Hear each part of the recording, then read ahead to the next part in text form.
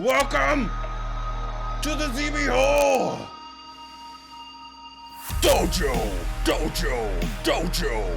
My name is Spicer, your spicy sensei, if you will. And today on the stream, we got a big announcement. Some people are already privy to it. Some people, they're already part of the dojo. If you're not part of the dojo, you better join. Because we're coming in hot. All right? I spent about $80 million on these cobwebs. Some people thought maybe it was a little bit too much. I don't think so. But after that, we're going to get into critiques. But as usual, we must give thanks and praise to the lords and gods of CG, starting with the Lord Frank Frazetta. Thank you, Lord Frank Frazetta. Next, St. Joseph of Christ. Next, St. Paul. Look up here. Good morning. Next, Ryan, the King of Slayad. And finally, Simon Lee, Spider of the Road. Thank you for your inspiration, your education, and your overall badassness. The dojo salutes you. How's it going, Dojo Warriors? How are you all doing? I hope you're stretched out. And ready for today. Alrighty, so we are gonna get into it, but first, the announcement. Alrighty, let's get into the dojo. Hwah! Group mentorship is live, everybody. In the dojo, in the Discord, we did already announce that earlier today. We originally had 6 spots. We only have 2 spots left. So if you're interested in joining the group mentorship, please do join the ZBHO Dojo and message me for further details. Pretty much everything you need to know is right here to get started. It's 2 spots left, $150, 6-week live course. It's gonna be 2 hours, 9:45 to 11:45 a.m. Central Standard Time, beginning October 21st, 2021. So it's 6 students per class, and there's only 2 spots left. So make sure to join the dojo. Link is in the chat. And if you want any more information, if you can contact me any other way, then we can do it that way. If you don't know who I am, what I do, you're about to get your ass kicked. So I suggest you stick around. This is from Hanuhanhi from the dojo. You can submit your work in the Discord, and I will go over it here live on Pixelogic ZBrush Live, Tuesdays, 7 p.m. Central Standard Time. Thank you all for being here. The announcements are over. Let's level you up right now. All right, so press Control W to, that's a hotkey to polygroup what is visible. Alrighty, so let's take a look at this. It's looking pretty good. There are some things I would like to see different. I would say that your eyelids are way too thin, right? You kind of want to bring these out a bit more. And I'm just going to be working on this one side. So here, and we want the top eyelid to go over the bottom one, okay? And then we want a little bit more space here on the side of the eye so that we can have the infraorbital furrow, which is this line right here. That's on every single person, right? So it's visible on pretty much everybody, unless they've had lots of reconstructive surgery or something. But other than that, you will see that, okay? So we want to provide a little bit more space for the orbit right here. So a lot of the problems that I see with most students and aspiring artists, you get into sculpting and you think sculpting is like the only thing that you got to do to get better. Oh, thank you for following, Miguel. But you really need to dive into okay, Thank you, Max Steel. Thank you very much. Oh, why is it doing it over and over again? You really got to understand what's going on underneath everything that you're actually sculpting, so that you can follow some rules and you're not guessing while you're sculpting. You have things that you can foundational things that you can use.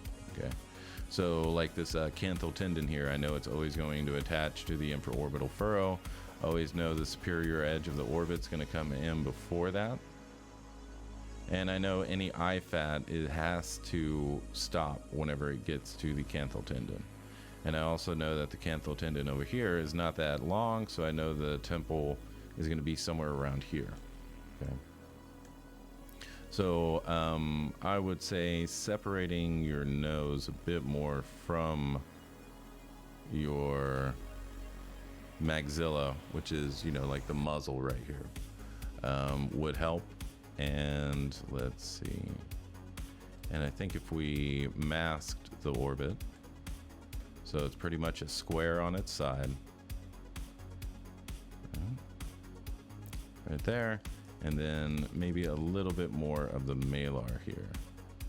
All right. So now we're going to have the nasolabial fold. So that's going to attach to the maxilla directly. Most of the mass is going to be around where the nose is. So roughly right around here is where the nose will be. Okay. And then we're going to have it go around the node of the mouth that you have here. Okay. So it's going to be thin up here. It's going to get thicker, thicker, thicker, thicker. And then we need to bring that back.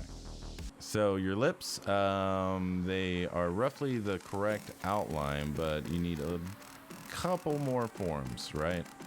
One thing you want to make sure of is that your bottom lip is coming from within your top lip. Okay. And then this philtrum is going to come from each side of your septal cartilage. And what you need is a treasure trove right here for all them boogers, right? Get a little treasure trove in there, brother. Oh man, can't neglect that. That's where all the smelting is happening. You know, the booger trap, man. Everybody knows the booger trap, all right? Don't neglect the booger trap, everybody. And then we're going to separate the septal cartilage from the nose, or not the septal cartilage, alar cartilage. So that's going to come from the nostril, and it's going to split it like a butt, and then it's going to go back up into the nose, and then you're going to dig that treasure trove. You're going to have the shelf right here for the nose.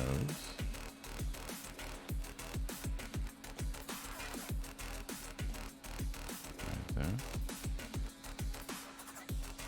And that's how you sculpt a nose. Okay.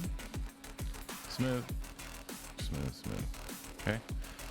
So now what you need is the nasal bone. Okay, so yours is quite thick. I mean, you can have it that way if you want it, but we just need to know where it's ending and what's happening when it ends. Okay. So we need the glabella first, which should be generally for men, should be around the top eyelid or the top quarter of the orbit.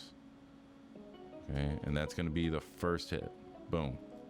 Then we're going to have the second hit, which is going to be the nasal aperture, or the beginning of the nose right here.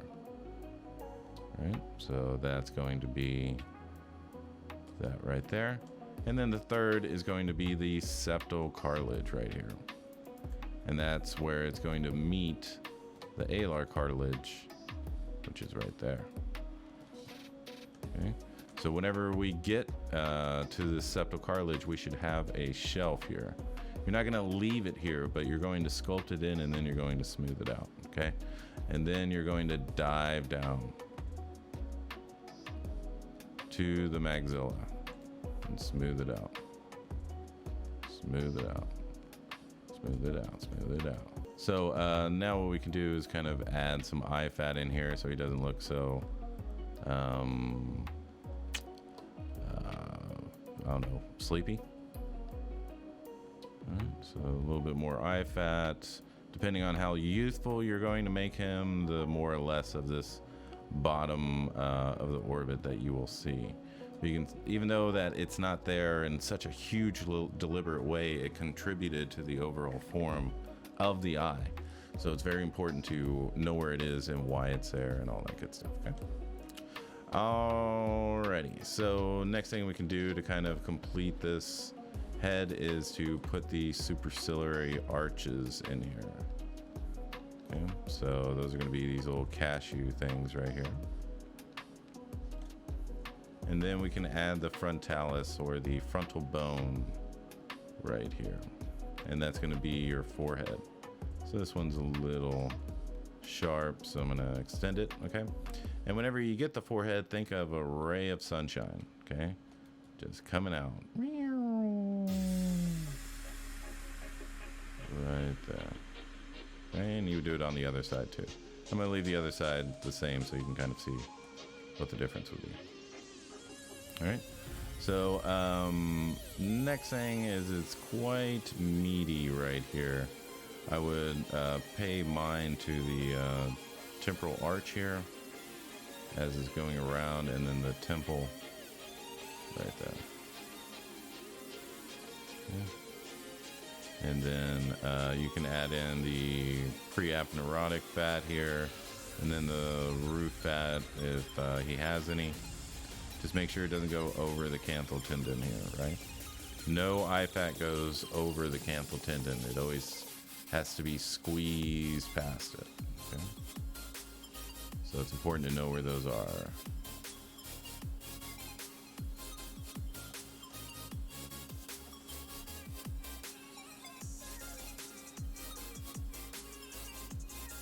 Okay, no to your mouth. This concave bit that you have right here really isn't that necessary. What you can do is you can make sure that your septal cartilage is in front of your nostrils, and then you can kind of take this out right here, because generally you're not going to have that much of a kickback. And where the septal cartilage, it may be sharper, but it doesn't generally swoop in unless we're doing something like this. Sergio Santel, thank you very much. I appreciate you. What's your approach to sculpting caruncula? The caruncula, generally what I do is I kick all this back. Right there. Right there.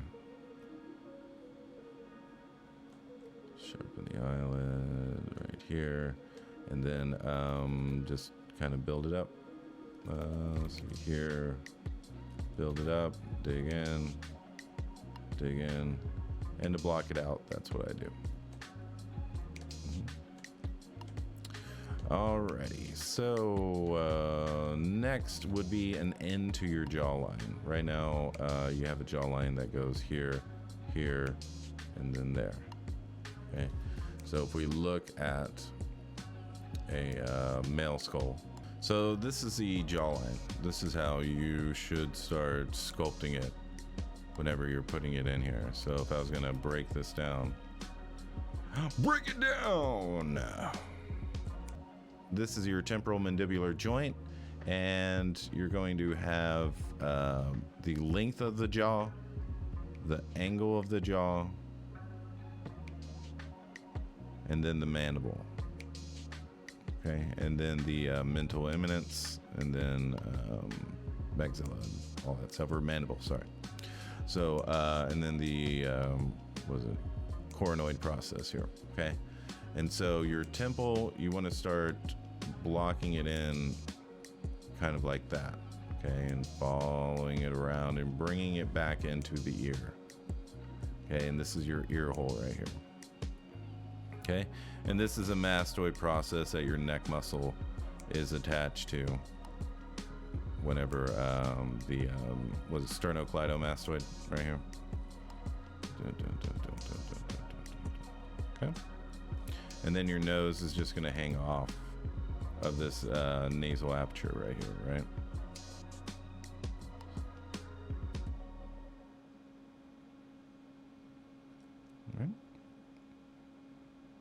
So when we go back to your piece, we want to keep all that in mind. I know it's a lot of information, but we want to have the length of the jaw. Remember, it's a little bit more forward.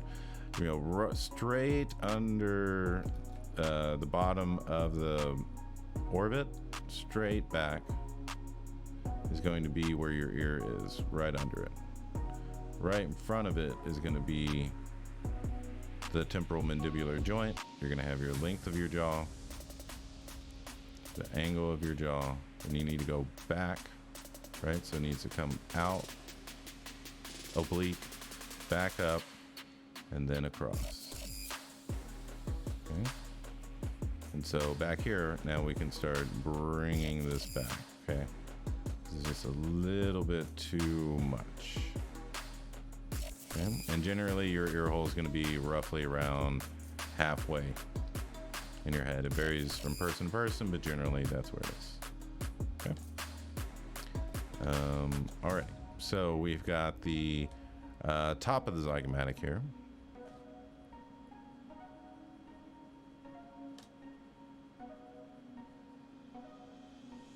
So now we need the bottom of the zygomatic and the malar. So that's going to be at the bottom of the nasal aperture, right? So the nasal aperture is this hole that your nose, that I drew the nose off of.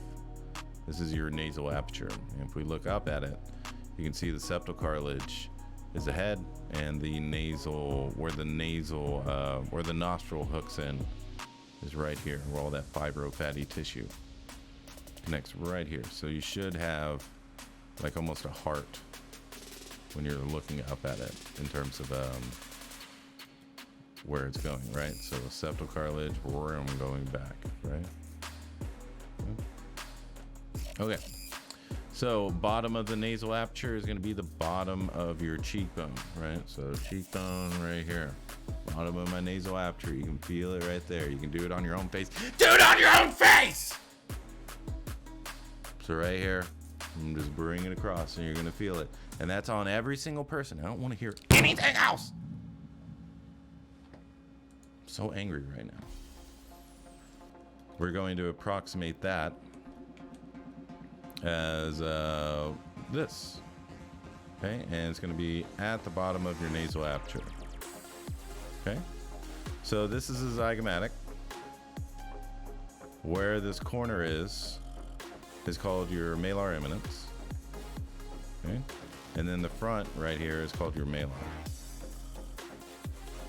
Now it is the overall shape of this is flat, but it is at a 10 to 15 degree tilt coming from your nose, right? So if you just take your nose and then you get the malar eminence and you look it up, you can see that your face is at a tilt. Okay? Touch yourself for science. Okay? It's education. The malar is something that leans back. A lean back. A lean back. Okay? Malar leans back. And where this malar eminence is, we're going to hook that right here, okay? We're going to have the egg right here, and then it's going to neutralize itself. So you're, so cut a little bit of this out.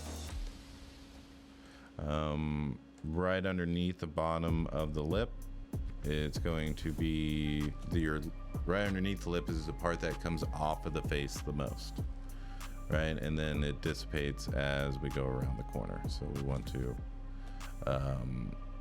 adhere to that, and then we want to block out this this chin a little bit more. Okay, so your philtrum, back where we were at the beginning, needs to come from each side of your septal cartilage, and then it's going to come down, right, as one pad, and then you're going to have one on this side as well, but I'm just going to put it on this side, and then you're going to have your 2 and 3 over here. On the bottom lip, it just splits down the center, and then it's just 1 and 2. So you should have 5 total pads for the lip, right? Philtrum, each side, and then 2 on the bottom. Okay.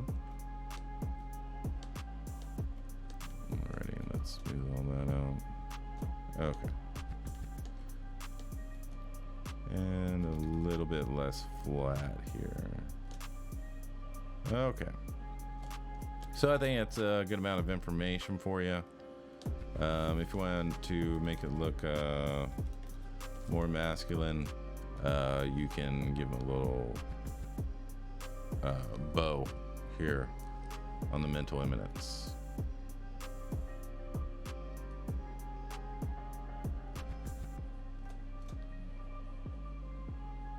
Okay. Last thing is just make sure that this zygomatic right here is the widest part of your face, not of the skull, but of your face. The widest part of your skull is going to be right around your ear, somewhere around here. Okay. Varies from person to person. Let's move on to the next one.